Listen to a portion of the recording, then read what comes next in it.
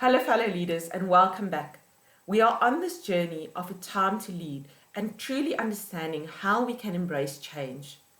In today's session, I would like to take you through a term coined by Susan David called emotional agility. Within today's session, I would like you to first notice your own thought life and your own hooks. Knowing and understanding your own emotional brain, getting unhooked and showing up, stepping out, walking your why, then taking one small step at a time. I would really encourage you to read this book called Emotional Agility by Susan David, and this session is truly built onto her own experiences as well as lessons learned from this book. So which one are you? Are you currently bottling up all your emotions, afraid that anyone will see it? Or are you the brooder that can't let go of the past and saying things like, I should have, I could have done things in a different way? Or are you being brave enough to be present and having an open heart to your own feelings and emotions? So, what are your own emotional hooks? According to Susan David, emotional agility is all about loosening up, calming down, and living with more intention. It's about choosing how you would respond to your own emotional warning system. So, for us to respond to this warning system, we should start by noticing our own thought life. What is stopping you to come back to a calm and hopeful space and state of mind currently amidst all your concern and anxiety around you? What are the stories and scripts you tell yourself currently? Are they toxic or positive? If these thought patterns spiral out of control currently, don't hesitate to reach out to a friend, a family member, or even your counselor. Now, very much people ask me sometimes, why do I spend such a lot of time on emotions, and especially within the executive coaching space and leadership development space? Now, your emotional brain is very complex. As you will see, your amygdala is responsible for feelings such as judgment, as well as concerning between good, bad, safe, and threatening. Then the thalamus plays its role by feelings and emotions such as fear, sadness, disgust, happiness, and pleasure. And then the role of the VTA is also very interesting since that brings your motivation to work, your intense emotional responses related to love, as well as a sense of natural reward, as well as this whole part of emotional belonging within your workplace as well. So, really, it is quite an important part of our daily lives. Now, how do we move then towards emotional agility? Now, according to Susan David, by moving towards getting unhooked, we really need to show up. How can we show up to our emotions?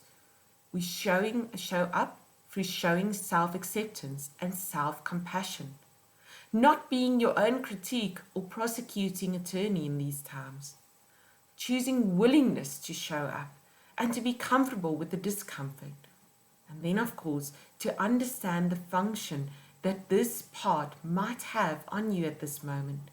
So, anger might be because you feel threatened at this moment, or guilt might flash you back to your own value system. The next part is to step out. Now, you can step out in quite a few ways. David Rock calls it labeling your emotions. Now, to label your emotions, it is to really put a word to what are you currently experiencing. So if you think about your own experience at this moment, what is the emotion you would call it? Is it anger, fear, frustration, or even happiness, and even maybe that you feel that you are satisfied? To label your emotions, you can also put it on a scale of 1 to 10. How valid is the emotion you are currently experiencing?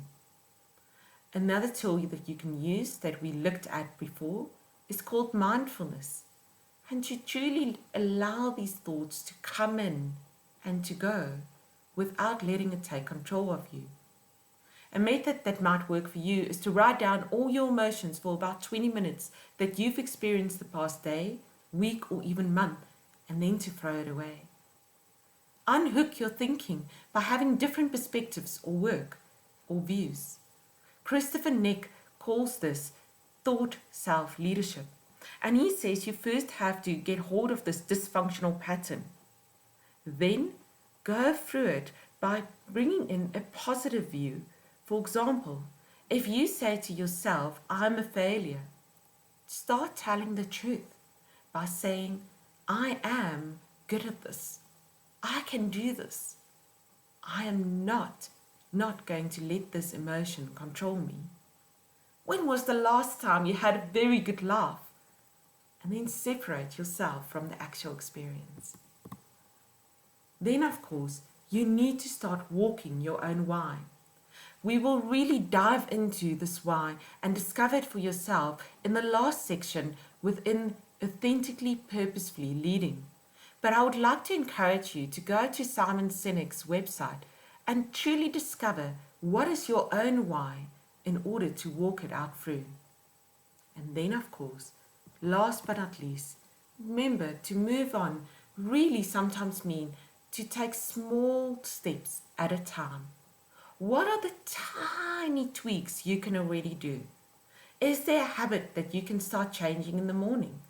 Can you, for example, get up and dress as if you're going to work out there currently, rather by dozing in and sleeping in another hour or two? What is it that you can start to change in your own habits currently?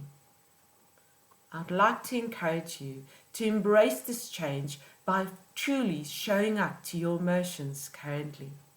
I hope you will enjoy the reflection of today as well, and I encourage you to truly go in and share your experience with a family member or friend that you discover within your own thought patterns for today. Enjoy your day.